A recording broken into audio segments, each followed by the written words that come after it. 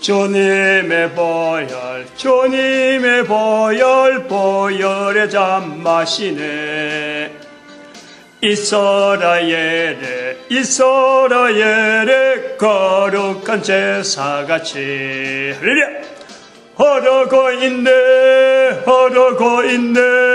귀하신 주 보혈 기쁨으로써 노래 부르며 영원히 마시겠네. 아멘. 하나님 말씀 창세기 41장 38절 말씀입니다. 한 절 다 같이 합독합니다. 시작. 바로가 그 신하들에게 이르되 이와 같이 하나님의 신이 감동한 사람을 우리가 어찌 얻을 수 있으리요 하고 기도드립니다. 할렐루야. 복된 시간 허락해 주셔서 감사합니다. 복되게 해주시옵시고 능력으로 유라하여 주시옵시고 온전케 사용하여 주시옵소서. 감사하고 예수님의 이름으로 기도드립니다. 아멘. 성령님 진리 지혜 교회, 하나님의 신이 감동한 사람을 어찌 얻을 수 있으리요? 바로가 그 신하들에게 지금 이야기하는 거예요. 이거는 다른 말로 하면은 회의에 회의. 왕하고 신하고 회의하는 거. 바로 왕하고 바로의 신하들이 회의하는 거예요. 그래서 37절에 보니까 바로 앞에 바로와 그 신하들이 이것을 좋게 여긴지라. 그 다음 38절에 이제 나오는 거예요. 바로가 그 신하들에게 이르되, 회의하는 과정이라. 요셉을 어떻게 할 거냐. 하나님이 신이 감동한 사람인데 이걸 어디 쉽게 구할 수 있겠느냐. 이런 사람이야만이 이 문제를 해결하지 않겠느냐. 이렇게 회의를 한다는 이거죠. 그래서 결론이 이제 바로 입을 통해서 이와 같이 하나님의 신이 감동한 사람을 우리가 어찌 얻을 수 있으리요? 하나님의 신이 감동한다. 구약 성경은 예수님이 말씀하시는 성령님을 부인하지 말라. 마태복음 12장 31절 32절 성령님을 해방하지 말라. 성령님을 부인하지 말라. 다른 어떤 성령님에 대한 다른 어떤 어떤 적용도 그러고 성령님에 대한 반응하는 모습에서 해방이 나오고 또 부인이 나오는데 바로와 예수님 사이에 그 구약 성경이거든요. 바로에서부터 예수님 사이가 구약 성경이에요. 그럼 구약 성경 전체가 바로에서 예수님 사이가 하나님의 신이 감동한 사람, 하나님의 신이 감동한 사람, 성령님을 부인하지 말라, 해방하지 말라. 요 두 사이에 갈로로 집어버리면은 전체가 다 성령님에 대한 내용이라. 성령님을 어떻게 인정할 거냐. 그러면 구약 시대의 이스라엘 백성들은 이걸 분명히 받아들였으니까 예수님 앞에서 당연하게 이야기했고, 그럼 그렇게 되어지는 과정이 있는 거예요. 그게 한 2000년 지난다는 거예요. 2000년. 성령님을 인정하는 이스라엘 백성들이 되어지는 과정이 2000년 지나는 거예요.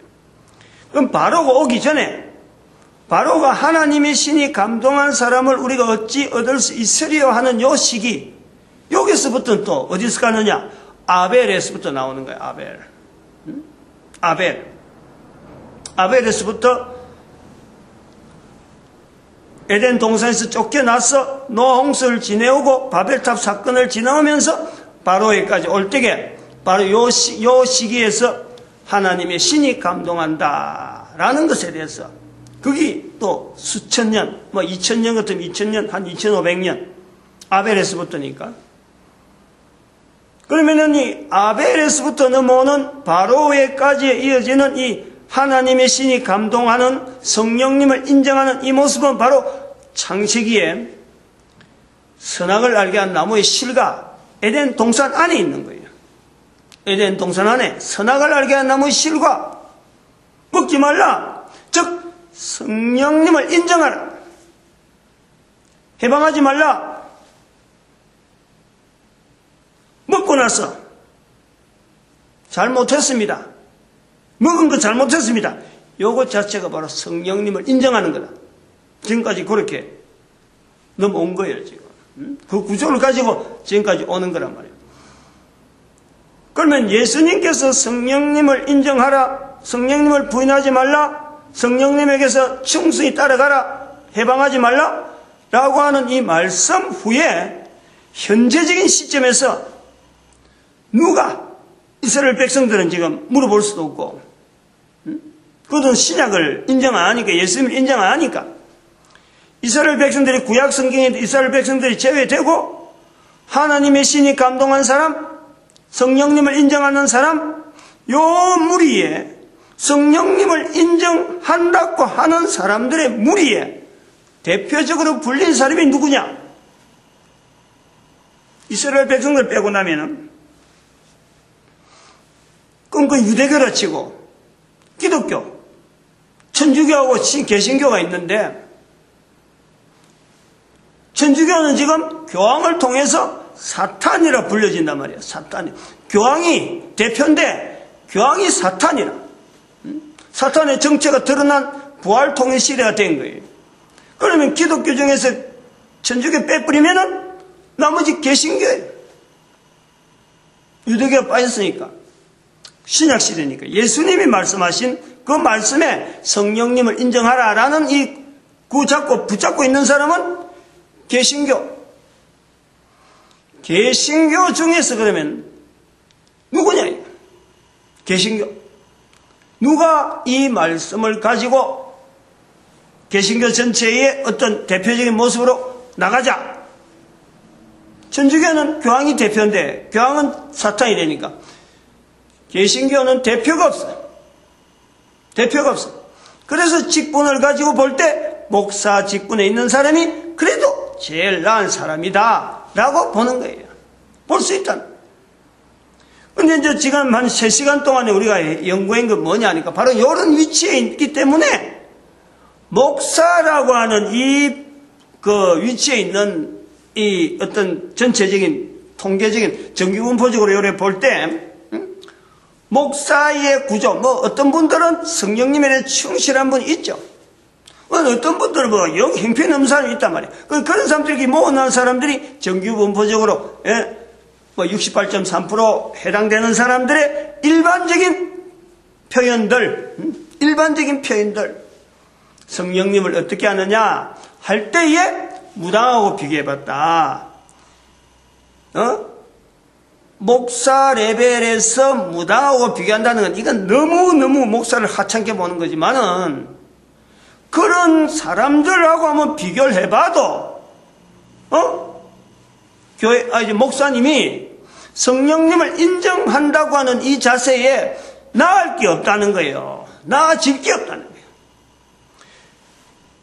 성령님을 인정하는 것이 자세적으로 무당이 바른 자세, 또 교육받은 것 때문에 무당은 전폭적으로 성령님이 아니라 자기가 추종하는 그 신에게 전폭적으로 하나만, 오직 한 신에만 추종하는가 보면 목사님들은 교육을 해서 완전히 우상숭배 들어간다.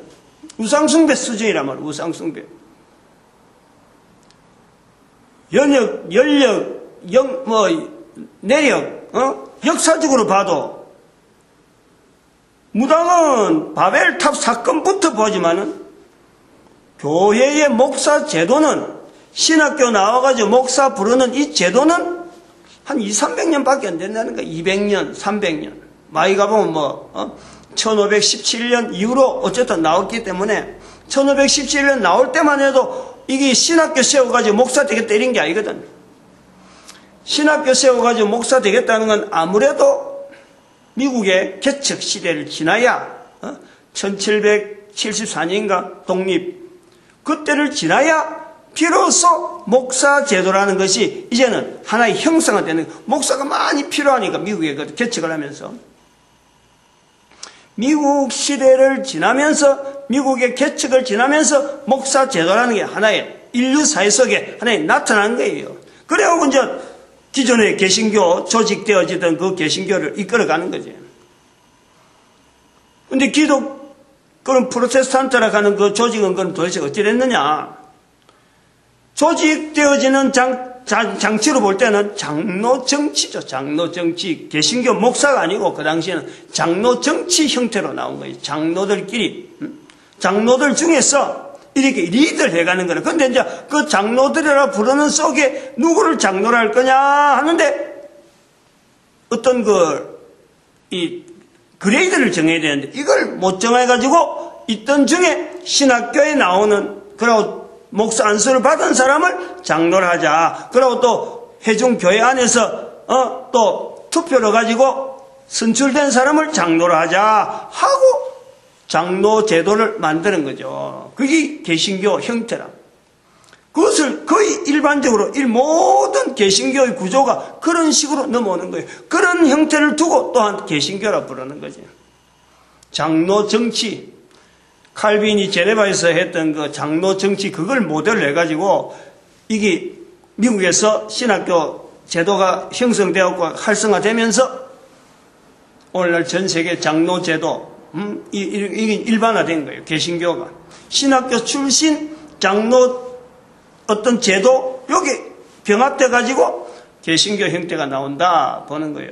그럼 요 개신교가 성경 하나님 말씀을 지금 현재적으로 전체 신구약 성경 전체를 가지고 전 인류 중에서 가장 성경적으로 성경을 모토로 해서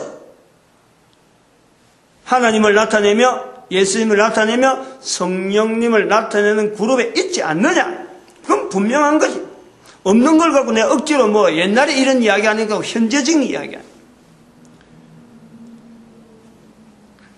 그런데 이제 그 세 개를, 그 목사님하고 무당, 그하고 비교를 했는데, 세 가지를 비교했는데, 전체가 다 목사가 떨어지잖아.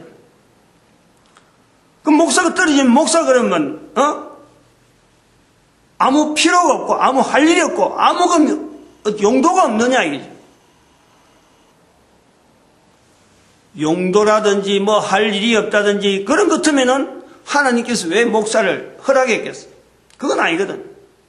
목사 나름대로 목사라는 자리가 자체가 성령님을 인정하는 데서는 지금 분명히 떨어진 것은 분명하지만은 성령님을 나타내고 하는 것, 성령님을 의지하고 하는 것은 성경에 예수님께서 부인하지 말라, 해방하지 말라 하는 부분에서는 떨어졌는데 그거 떨어졌고 해서 하나님께서 그 목사제도 없앤다. 이런 건 아니거든요. 그럼 이런 기회를 통해서 나타내고 쓰려고 할 때, 그럼 무당을 들어 쓰겠어요? 성령님을 인정하라 하는 일에 써야 되겠는데, 그 무당이 나으니까 무당을 쓴다? 이건 또 아니잖아요. 뭐냐?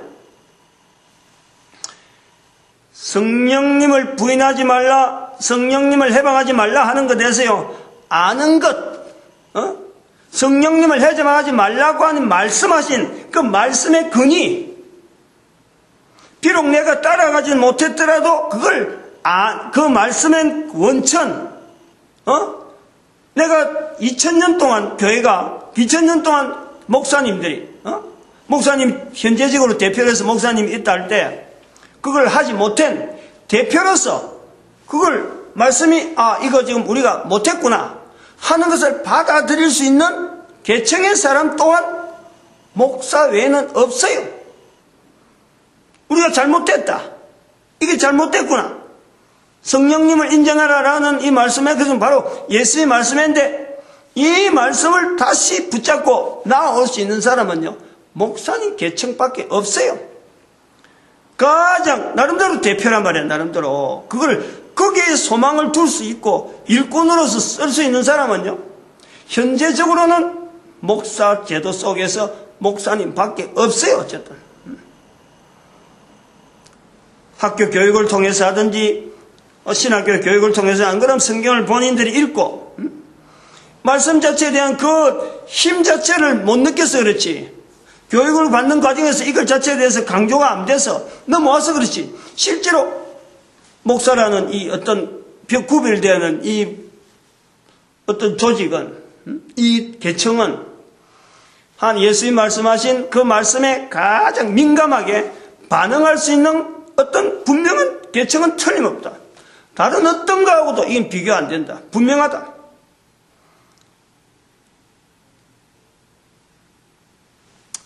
그 다음에 또 하나가, 또 목사님 자리는 회개라는 게 있잖아요. 회개. 우상숭배.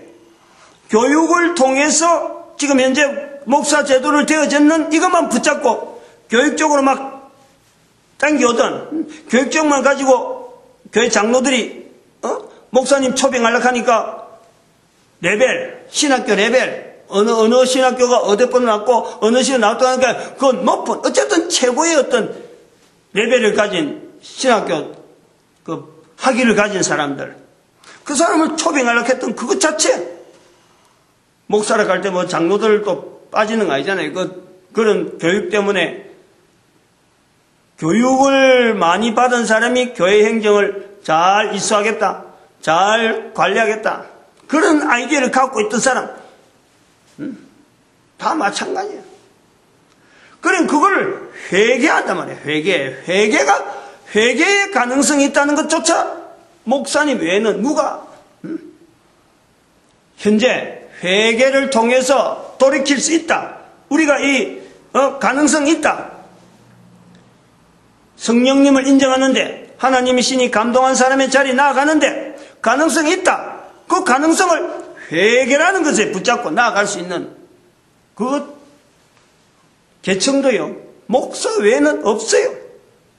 목사 외에는 현재적으로 없다.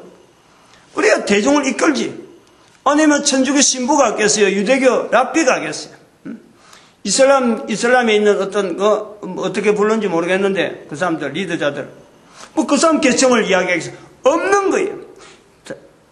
형편, 개인의 형편은 어쨌든 간에 목사라는 이 제도가 인류 사회에 남겨진 하나, 이 구조를 볼 때 성령님을 인정해야 될 시대, 이제 부활통일 시대의 주역으로서 최선으로 제일 앞장서야 될 선봉장은 결국 목사밖에 없어요.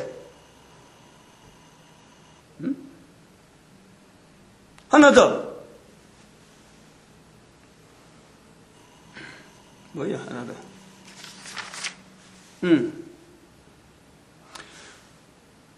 모든 인류가 살 길, 모든 인류를 대상에서 지금 할 때, 모든 인류가 살 길, 그걸 아는 사람도 목사 외에는 없어요, 지금 현재. 누가 하겠어요?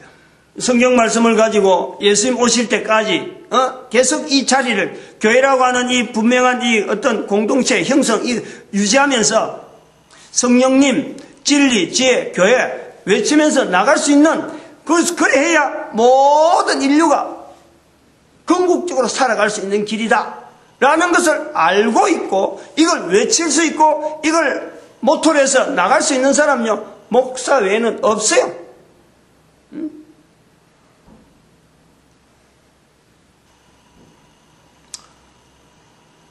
지난번에 아까도 교황 이야기 오늘 세 번째 지금 나오는데, 지난번에 새벽 설교 시간에 한번 이야기했나요? 요거 때문에 모든 인류가 살 길이 교회 목사한테 있는데 현재적으로 그렇다니까. 예수님께서 성령님을 부인하지 말라, 이것을 나타낼 수 있는 현재적인 위치에서는요 목사밖에 없으니까 모든 인간들이 살 길이 바로 성령님을 인정해서 사는데, 이거를 나타낼 수 있고 리더에 나갈 수 있고 백성들을 선도해 나갈 수 있는 계층의 사람은 목사밖에 없어요. 어쨌든 현재적으로 새로운 직분을 만들어갖고 너가 이걸 맡아 나가라 이렇게 하기엔요 늦어요.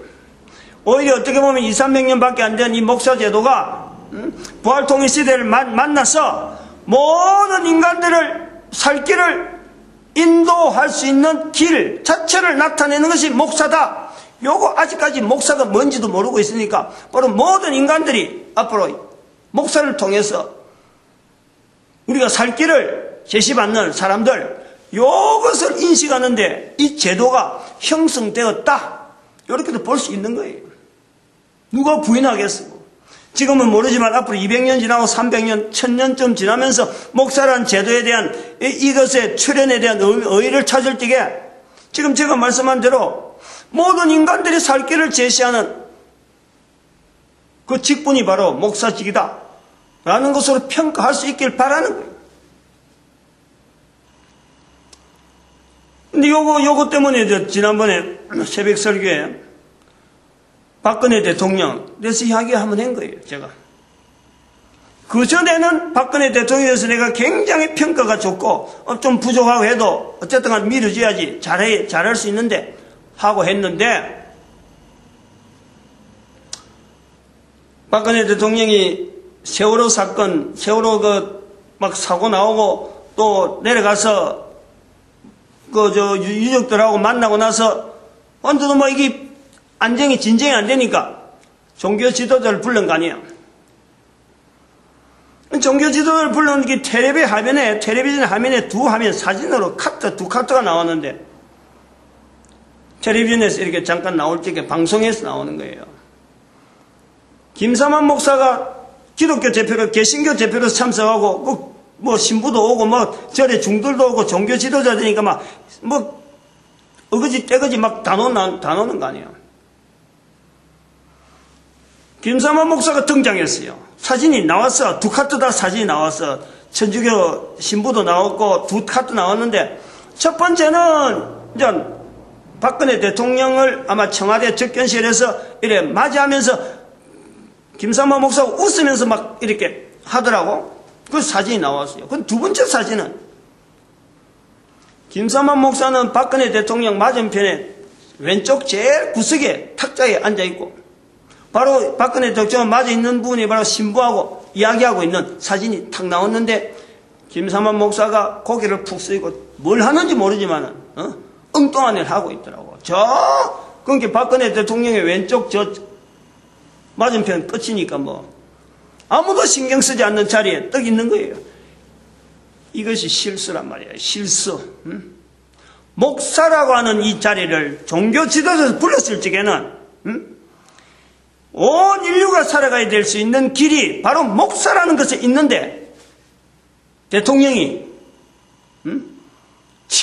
개인적인 취향이 천주교 쪽으로 취향이 있어갖고 천주교 세례명도 있다 그래갖고 천주교 신부한테 이래 있는데 알고 보니까 나중에 지나고 보니까 그것이 교황의 방한 문제가 나오더라고. 나중에 나왔어. 그거는 교황 방한은 1월달에 방송 나오고 1월달 이제 그게 있으라니까 아마 그랬는지 4월달 지나서 세월호 사건이 터졌으니까 신부하고 딱 독대하고 중앙에서 딱 이야기하는 게 제가 박근혜 대통령이 보고 한데 그래서 이 민족에 회개해야 될 부분이 또 있구나. 모든 사람이 살 길이 바로 지금 현재 이걸 제시해야 될 길이 바로 목사들에게 있는데 이것을 나타내지 못하면서 대통령이 나타내지 못한다 하는 것 때문에 그런지 어떤지 모르면 무시하는 목사가 국가의 대표들이 모인 자리에서는 정치가나 누구한테든지 목사는 무시되면 안 되는 거예요. 그 사람 개인이 잘하고 못하는 것 관계없어요. 대표로 참석할 적에는 목사 외에는 현재적으로 전 세계 인류 가운데 그렇다니까. 2014년 현재적으로 목사라는 직분 자체를 불렀을 적에는 그 국가나 어떤 형태나 대표의 자리에서 들어가면요 바로 인류를 살릴 수 있는 길이 목사를 통해서 나오는 거예요. 목사 한 사람이 누가 학문이 어떻다 이런 게 아니고 대표란 목사란 직분에 대한 주어지는 대표적인 자리일 때 그렇다. 이게 대표 자리가 아니고 개인적으로 마을에서 무슨 일을 한다 어디 일이 있어갖고 목사가 참석해갖고 그돈다 이런 거하고는 또 개념이 또 달라요. 적어도 목사는 성령님을 인정하는 자리에서는 지금까지 이게 우리가 해야 될 일이구나 이걸 몰라가지고 놓치고 있어갖고 자세가 좀 미미하고 역사적으로 근거가 좀 약하고 해서 좀 미미한 건 있었다 하더라도 200년 밖에 안 된 이 직분 자체가 앞으로 천년을 걸쳐서 분명하게 성령님을 인정할 수 있는 하나의 직책으로서 예수님께서 교회라고 하는 이름을 통해서 남겨주신 이 제도 속에 하나님께서 지금 인류 속에 목사라는 이 직분이 주어졌다. 이걸요 목사님 스스로 알아야 된다. 스스로. 이걸 하지 않으면은 목사님들이 성령님을 인정하는 일에 철저하지 않으면은 무당이나 공부를 제일 적겠다는 이 무당이 또 무당 계열에 똑같이 볼 수 있는 것은 판사, 검사, 변호사, 교사, 의사, 사자 붙은 모든 사람들, 목사 빼고 나머지 목사하고 무당하고 비교했기 때문에 그 무당 계열에 들어간 사람들이 모두가 다요. 어떤 학자들이라도 똑같아. 전혀 무식한 무당이나 최고의 어떤 권위를 가진 대학 교수라도 학자라도 법률가라도 판사 대법관이라도 똑같은 무당의 계열에 있는 하나의 계층하고 목사하고 비교되는 것밖에 안 돼. 목사가 잘 못할 때 그렇잖아요. 목사에 제도되어지는 이 제도자 교육해하고 지금까지 낮춰서 이야기하니까 목사가 아무렇게나 만들어지고 앞으로 쉽게 없어지고 이런 거로 생각했던 큰 오산이에요. 목사라는 이름 자체는 불려지는 한 2, 300년 밖에 안 되지만은 이게 목사가 나타나기 전에 불려지던 그 수많은 이름들 속에 들어가면요. 무당하고 비교하겠어요, 이거? 무당하고 비교하겠어요? 무당이 바벨론에서 나왔다면은 바로 목사 제도는 전도자란 이름으로 선지자는 이름으로 아벨에까지 들어가는 거예요, 아벨에까지. 순교자 아벨의 자리까지 목사 자리가 연결된다니까. 불려지는 건 2, 300년 밖에 안 됐지. 지난 시간에는 그 불려지는 이름 때문에 한 1700년, 1800년 전도로 이야기한 거고, 그 내용을 들어가면 실제로 그 하는 일과 하나님께서 제도를 통해서 남겨주는 그 어떤 일, 모든 인류를 살릴 일, 요거를 갖고 들어가면요. 그게 목사님이 이걸 딱 받아버리면은 그게 아벨에까지 간다네, 아벨에까지. 바로 가인과 아벨 속에 아벨의 자리가 바로 목사 자리가 있는 거예요. 전체적인 내용을 잘 듣고 이걸 받아들여야지. 그래서 목사님들이 서로 목사라는 계층이 앞으로 1000년 지나간 동안에 성령님을 부인하지 말라, 성령님을 해방하지 말라 하는 이 자리에 제일 앞장서서 성령님을 인정하며 성령님이 하신 일을 도우는 이 자리에서 충실하지 않으면 지금처럼 계속해서 가면은 무당이나 변호사나 무당이나 법률가나 무당이나 대학 교수나 똑같은 위치에서 놀아가는 사회가 된단 말이야. 사회가. 그런 사회라니까. 사회가 그렇게 만들어지고 있다니까. 지금 그런 모습으로 나타나고 있어요. 배워보면 뭐해? 정치하고 수많은 대학 나오면 뭐해? 선거 때 되면요, 무당 앞에 와서 절한다니까. 고개 숙인다니까. 이번 선거 어떻게 될까? 판사, 변호사 하던 그 쩡쩡하던 사람들이 정치하면서 이번 선거 어떻게 될까? 무당 앞에 절한다니까. 왜 그러느냐? 목사님들이 성령님을 인정하는 일에, 모든 인간들을 살리는 일에 목사님들이 철저하지 못했기 때문에 그렇단 말이에요. 지난 주간에 수능시험을 보냈는데 그거 봐봐요. 멀쩡한 그 학부모들, 애들 대학 수능시험 치는데 그 정문에 서서 손 빌고, 성령님을 인정하지 않고, 애들 그 학점 그거 점수 나오는데 쩔쩔매는 거예요. 아니, 그거 비비봐야 뭐 하겠어, 비비봐야. 무슨 소용이 있어요?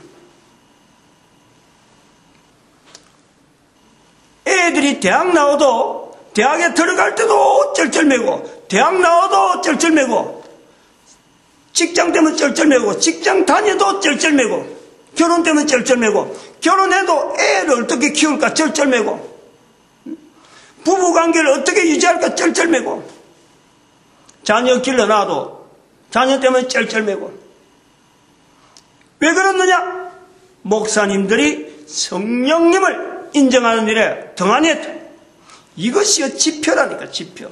이게 바로메타라니까. 적어도 목사님들이 목사라고 하는 이 호칭이 호칭 자체에 연하는 작더라도 이거 이력이요. 성경의 아벨까지 간다 하는 그것 자체에 대한 분명한 받아들이면은 목사님들을 통해서 성령님 진리 지혜 교회라고 하는 이 어마어마한 이 물결이 목사님 통해서 나오고 한민족 지금 현재 한민족 자체가 가지고 있는 열방의 선지자라고 하는 이 어마어마한 그 어떤 사역 자체가 이게 어디서 나올 것 같아요? 열방의 선지자 우리나라 사람들이 이게 열방의 선지자 말 열방이라는 말 써봤어요. 선지자 말을 써봤어요. 근데 이걸 알려줘야 돼요. 우리 민족이 열방의 선지자로서 하나님 앞에 쓰임받는 고귀한 민족이다. 이걸 누가 알려주겠어요? 목사 아니고 누가 알려주겠어요? 이걸 제대로 못 알려주니까 변호사나 무당이나 판사와 검사가 무당이나 똑같다.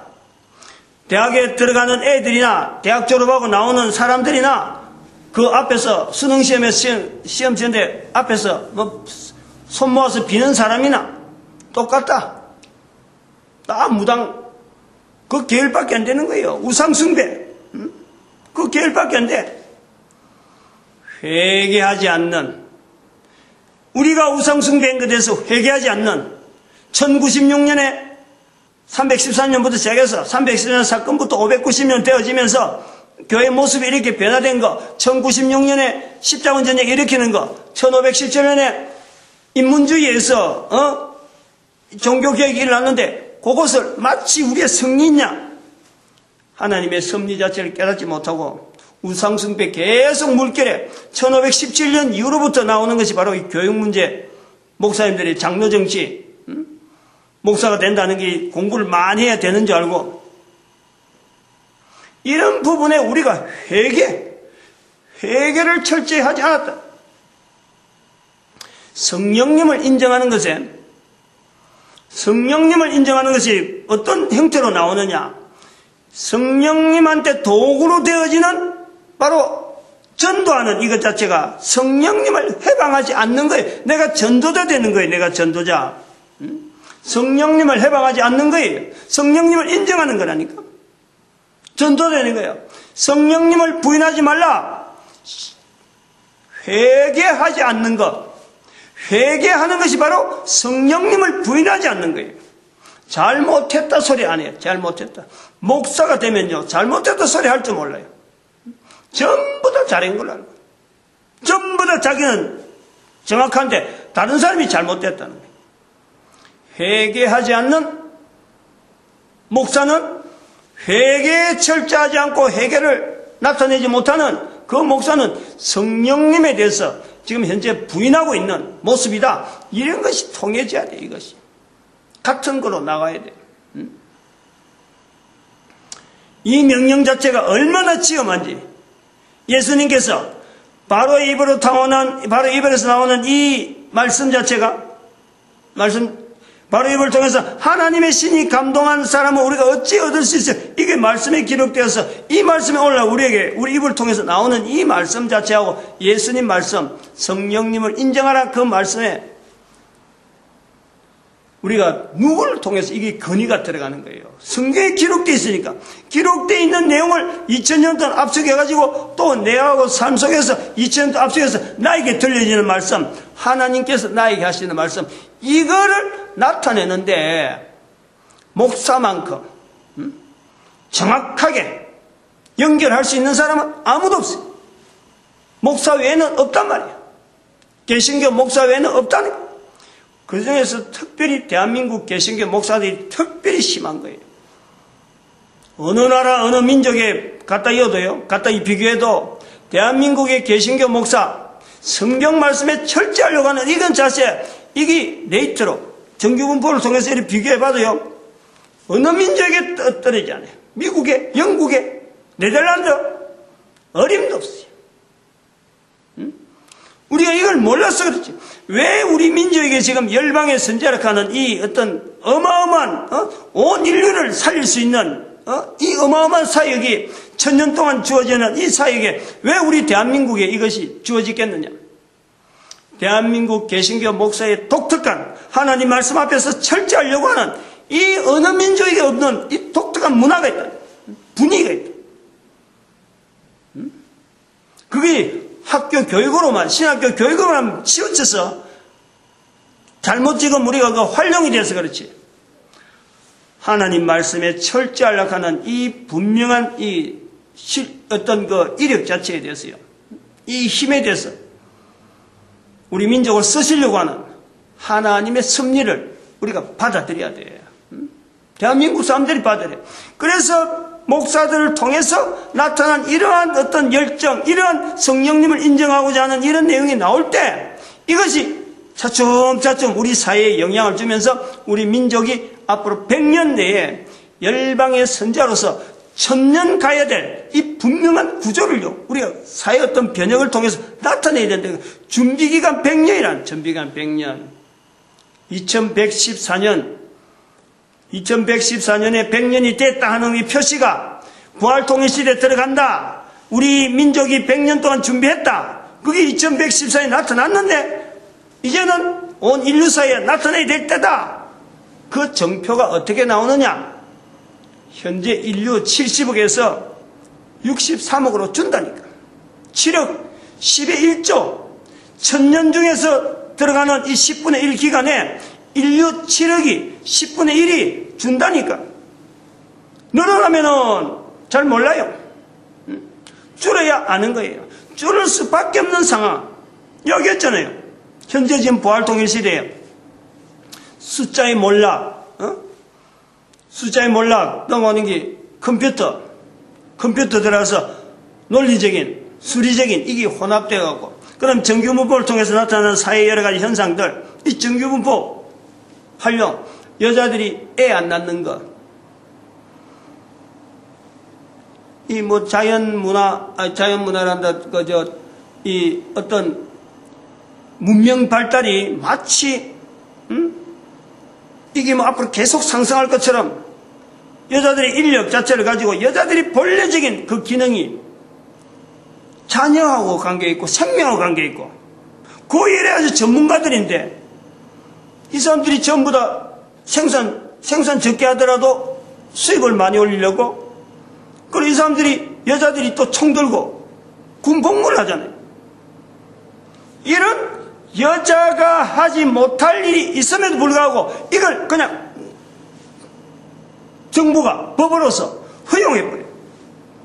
그러니까 여자들이 생명 하나가 얼마나 존중한지 그 생명 하나에서 자기 전 인생을 걸 수 있는 이 여자들이 다른 사람의 생명을 사살하는데 군인으로 들어간데도 불구하고 정부가 막지 않으니까 아니 어떻게 생산이 되겠어요? 그러니까 인구가, 그러고 생산되는 것 또 하나가, 또 인구가 약해지는 것 또 하나가 면역력이 떨어진다니까. 면역력이.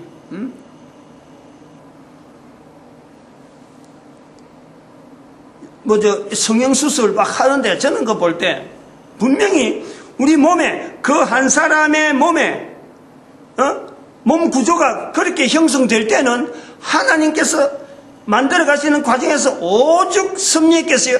얼마나 필요한 부분을 딱 적당하게 갖출 수 있도록 했는데, 그런데 그런 몸을 임의로, 멀쩡한 몸을 말이죠.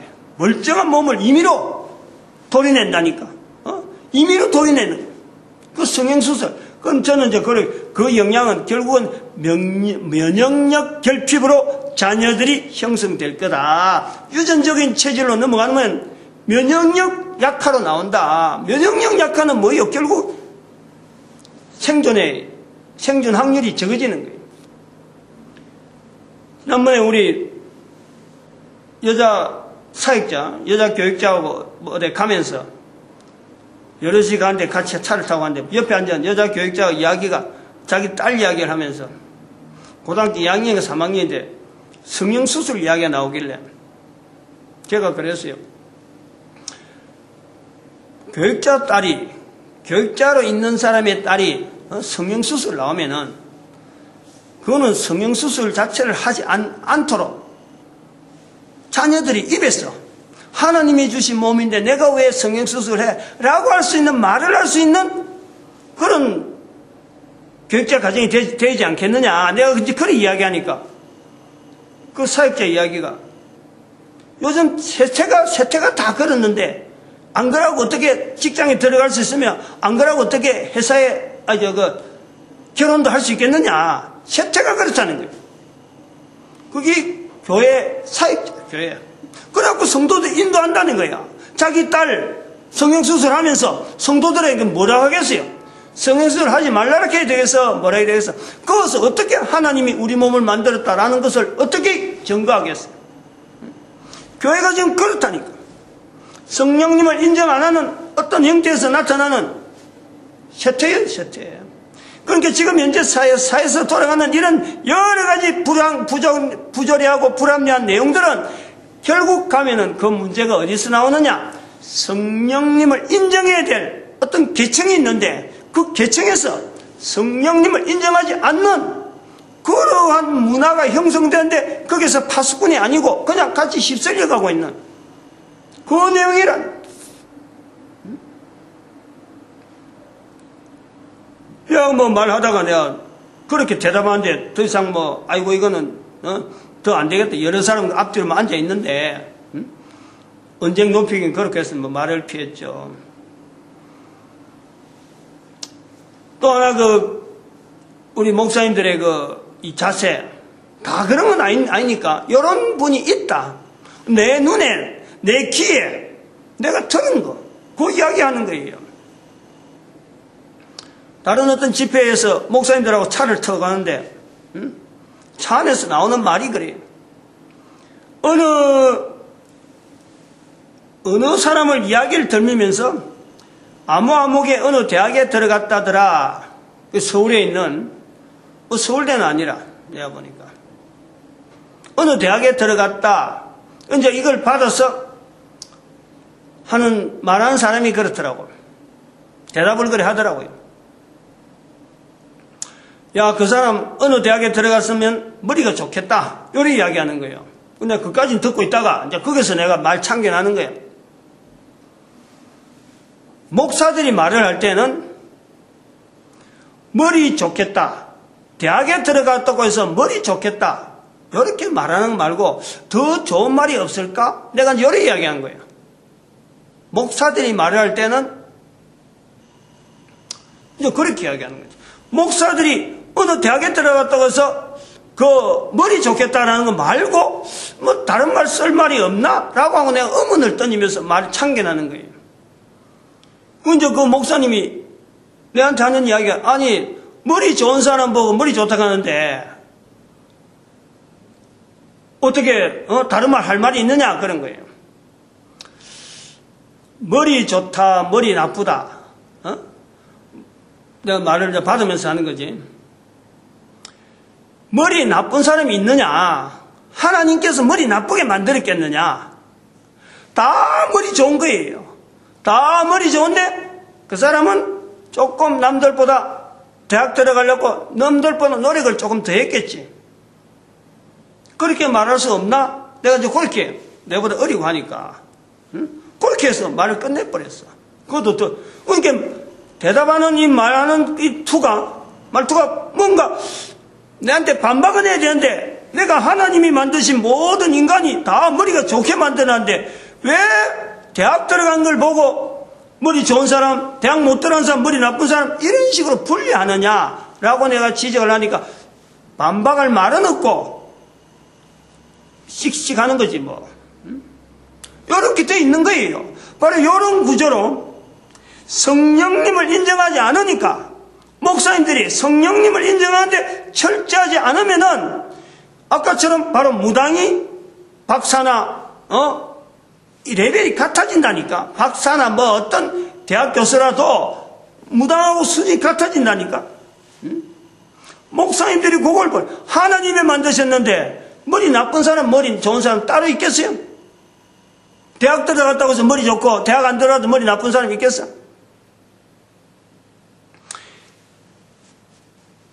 이런 거 좀 한번 참고가 될란지. 또 수능 시험 쳤으니까 또 이런 거 혹시 이런 앞에 방금 이야기한 이 사례하고 참고가 될란지 모르지만 한번 예를 한번 내 개인에 일어난 이야기니까 참고를 한번 해봐요. 머리 좋다 나쁘다 하는 이거 자체하고 실제로 일하는 거하고 어떻게 차이가 있는지 내가 실제로 경험한 거니까. 울산서 33살, 34살 아마 울산서 그렇게 있었을 거예요. 한 10년 있었어 울산서. 27인가 들어가고 26인가 27에 들어가고 거의 한 10년 정도 울산서 있었는데 30인가 34개 울산서 떠났어요. 그 아시안 게임인가? 아시안 게임이 1988년, 88년. 그러니까 서울 올림픽 할 때 내가 서울 올라갔어요. 1988년.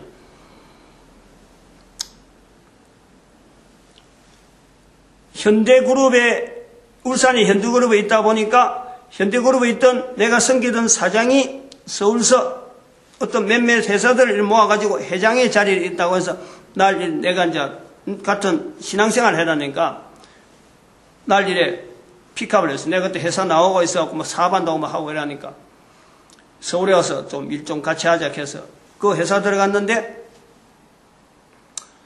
내 밑에 있는 한 사람이 말끝마다 내보고 서울대학 나오신 차장님이 그렇게 하시니까 맞겠죠? 이렇게 하는 거예요. 말끝마다. 난 처음에는 한 몇 번 나왔어요. 처음에 한두 번 이래 하는데 뭐 서울대학 나온 차장이 내 말고 또 다른 차장을 이야기하면서 서울대학에 나온 사람을 이야기하는 거. 나는 서울대학 안 나오고 지방의 전문대 출신이니까 서울대하고 내하고 근처도 안 가거든요. 내하고 연결될 건 하나도 없으니까. 근데 말끝마다 날 이야기하는 것 같기도 하고 다른 사람 이야기하는 거 이래 되는 거예요. 그래서 이제 어느 날 한 번은 딱 둘이 자리에 앉아가지고 이야기를 하는데 내가 요래 이야기를 하는 그 내용을 분명한 내 이야기인데 서울대학 나온 차장님이 말씀하시니까 그때 이제 내가 직급이 차장으로 했으니까 뭐 여련이 안 되겠습니까? 이런 아주 긍정적으로 아주 막 곱상하게 내한테 완전히 순종하는 거예요. 그럼 내가 그랬어요. 아니 서울대 나온 차장에 누굴 이야기하는 거야? 내 이야기하는 건가? 이렇게 물어본 거예요. 자기는 그렇다는 거지. 서울대 안 나왔습니까? 이러더라고. 나 서울대 안 나왔어. 응? 나 지방에 나는 전문대 출신이야. 그럼 이야기하는 거예요. 이제 그때 서울 올라가서 이야기했는데 이 사람 얼굴이 착 바뀌더라고. 안색이. 잘못 알고 있었던 건 실망하는 거지.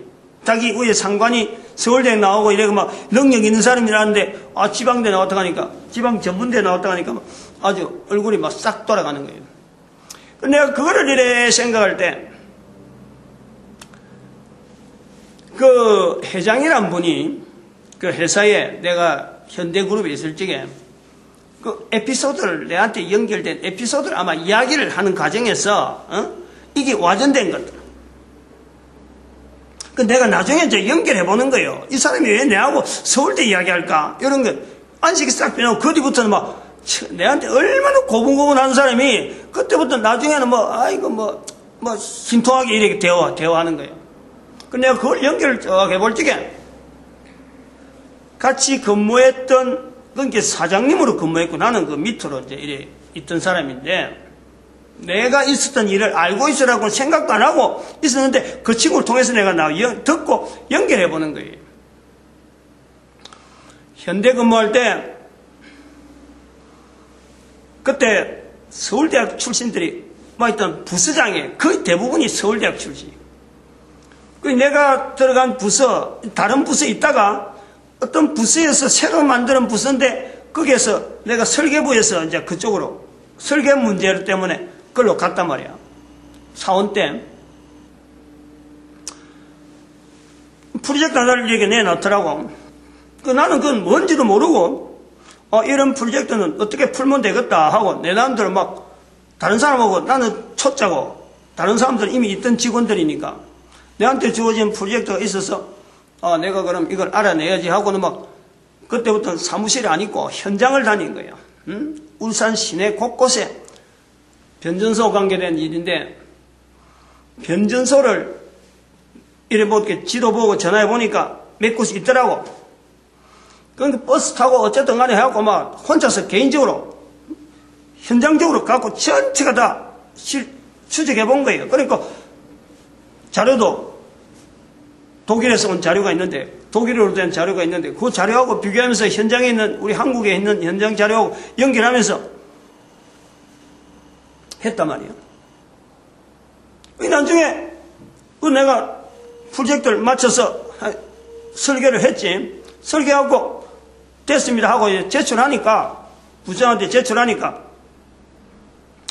뭐 어떻게 진행되는지 모르는데 며칠 후에 내보고 출장 갈 일이 있다, 서울에. 그래서 뭐 따라서 설레설레 따라가니까 과장하고 이제 내하고 둘이서 갔는데 한전 직원이 나왔어요. 한전 직원이 밤에 호텔인가 서로 또 이야기하고, 그래서 내가 가진 자료를 한번 자기가 갖고 있더라고. 한전에서 이미 자료를 갖고 있어요.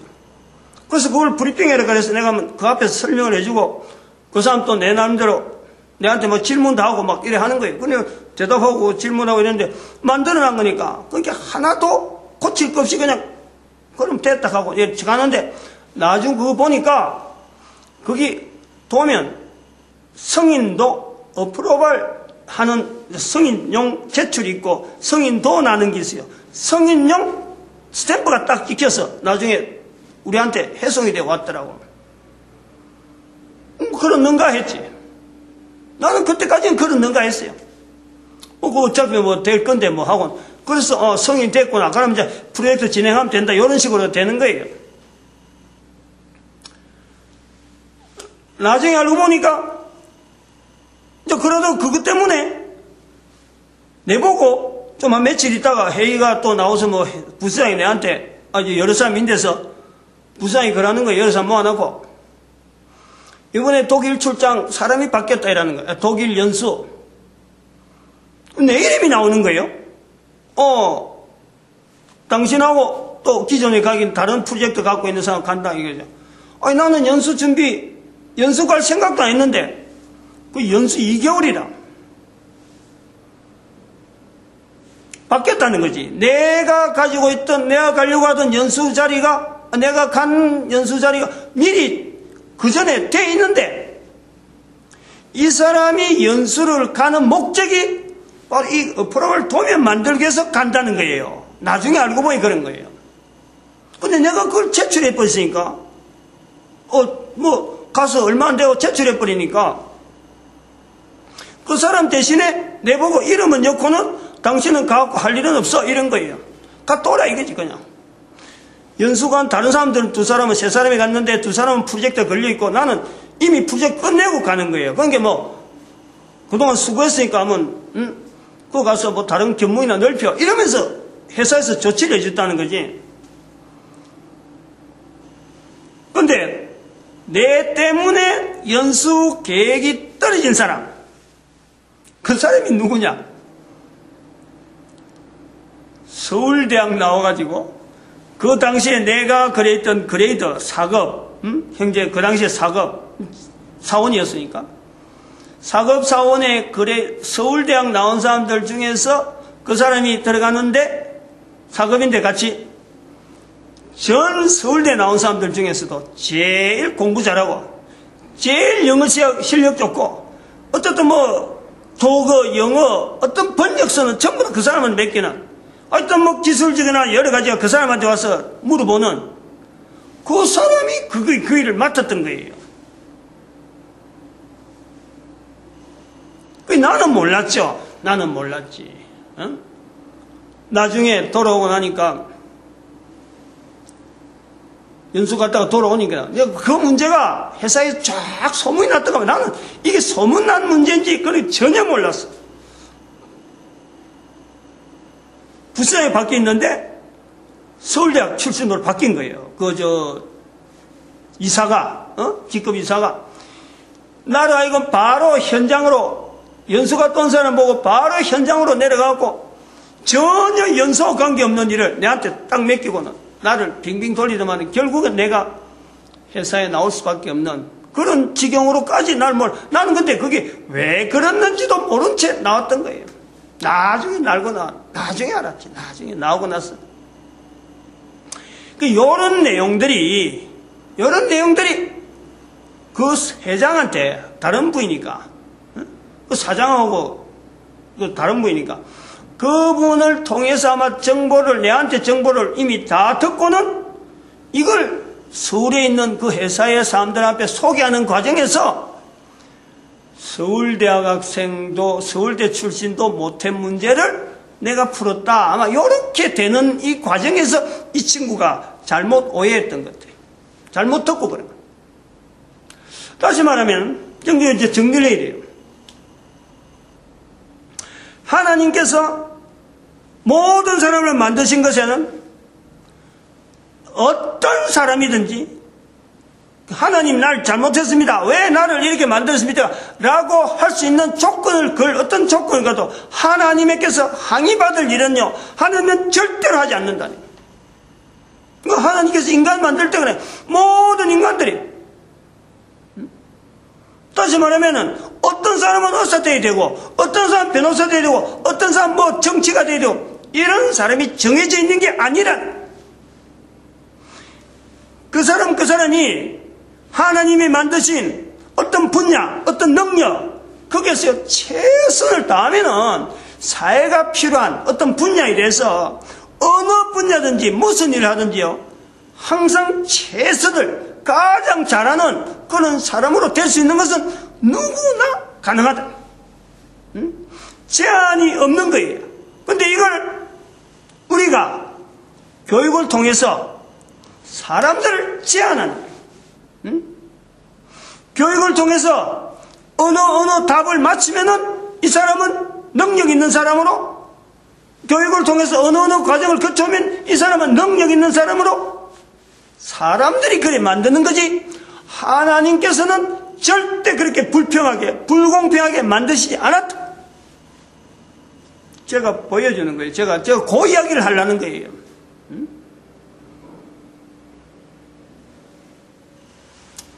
지금 현재 수리학, 논리학, 수리 언어, 논리 언어 넘어갔는데, 하나님께서 온 우주 만물을 만드셨다.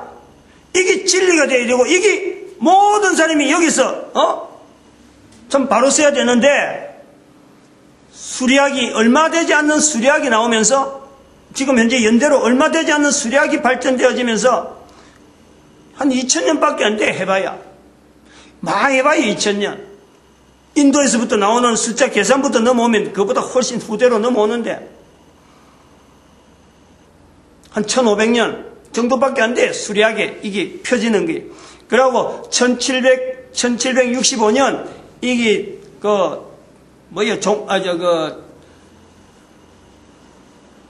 산업혁명 그때서 폭발하는 거예요. 산업혁명 이후로 질병 문제라든지 여러 가지 나오면서 막 논문 발표하면서 하나 발견하면 하나 또 이야기하고 하나 발견하면 하나 노벨 평화상, 노벨 물리학상 막 상을 주면서 사람들이 막 경쟁을 하는 거예요. 얼마 안 돼. 근데 이것이 하나님께서 온 우주 만물을 만드셨다, 인간도 만들어졌다 하는 이것에서 진화론으로 나오면서 거기에다가 수리학이 들어가고 숫자적으로 막 이러니까 숫자적으로 표현하지 못하는 하나님만 만드셨다, 하나님에 대한 이런 표현이 전부 다 묻히면서 사람도 짐승을 통해서 넘어왔다, 그렇게 나오는 거예요.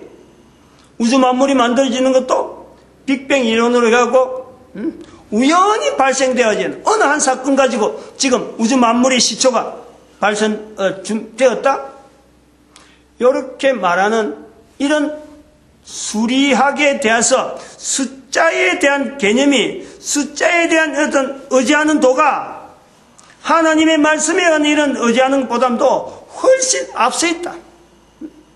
그러니까 이 성경 자체가 무시당하면서 성경에 도대체 믿을 게 뭐가 있느냐, 뭘 갖고 성경을 증명할 수 있어, 숫자로 표현 안 되면 아무것도 안 믿으려고 하는 이런 추세로 되어 있다. 답이 나온다. 답, 오답. 요것만 구불되면서 지금 나오는 이런 수리학의 발전, 그것이 현재 지금 만연해 있는 교육의 현장이라는 거예요.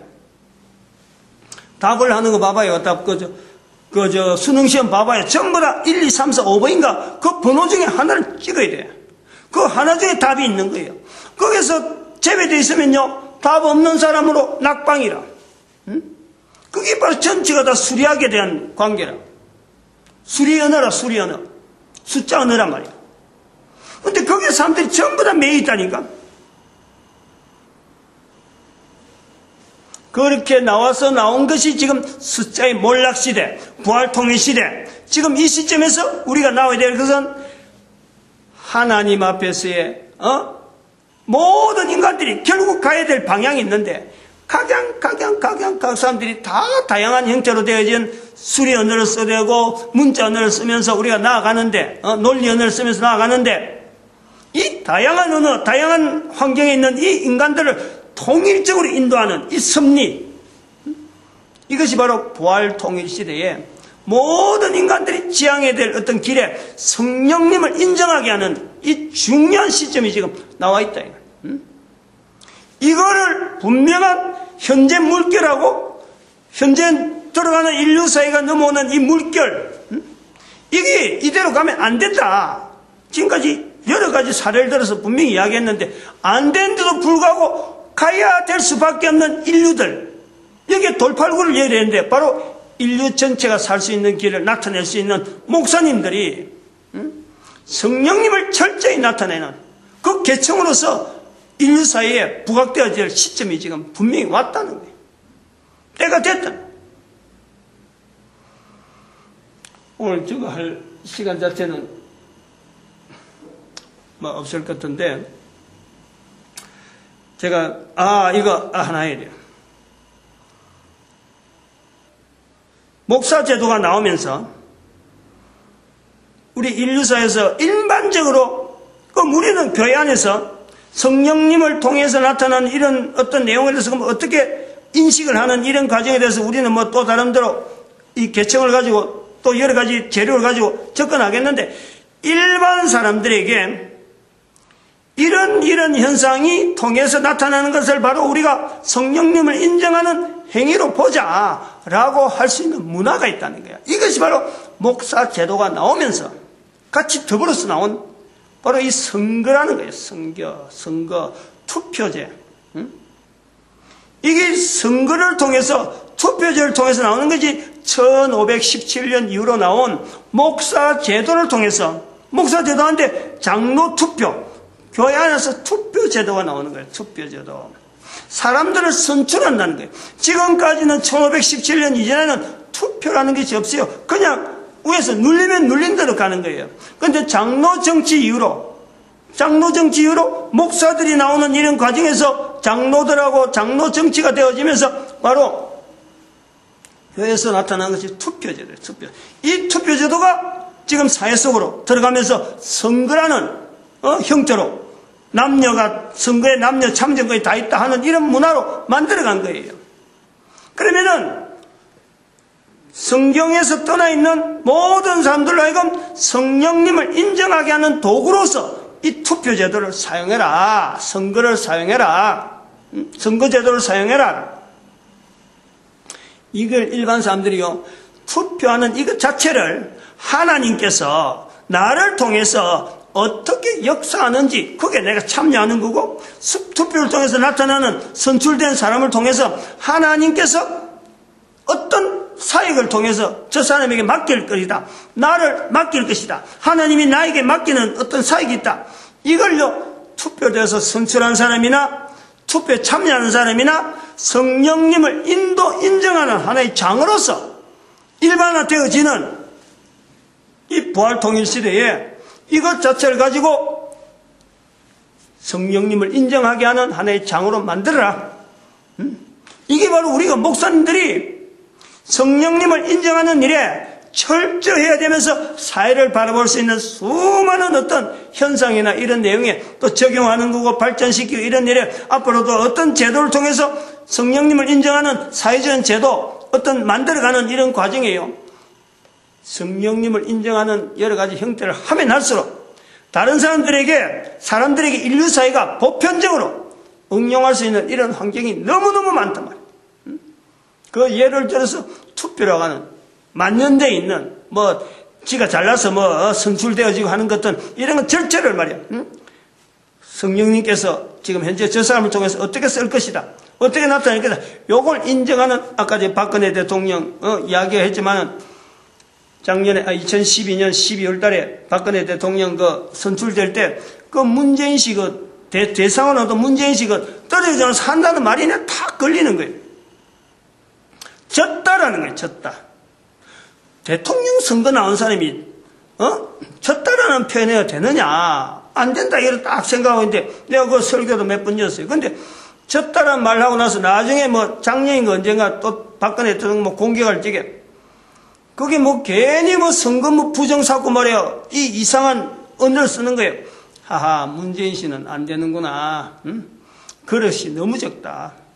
대통령 선거 발표대에서도 졌다라는 말 썼고, 그 다음에 또, 좀 자기한테 유리한 어떤 사회적인 여러 가지 여론이 막 도니까, 그게 또 투표를 이미 선거 다 끝났는데, 그거 갖고 또 끄집어 갖고 하는 거 보니까, 저 사람은 그릇 자체가 작은 사람이, 참 선거에, 괜히 다른 사람한테 떠밀려갖고 선거에 참여했구나. 이렇게 보는 거예요. 어쨌든 이런 내용들을 이거 선거 출마하고 당선되어진 이런 과정에 하나님께서 지금 그 사람에게 만드신 하나님께서 또한 성령님의 역사로 말미암아 쓰시고자 하는 여러 가지 그릇에 준비되어졌는지 준비되어지지 않는지 이런 것을 또 나타내는 하나의 분명한 표현으로서 투표, 선거라고 하는 이 환경을 활용하자 이런 거예요. 마치겠습니다.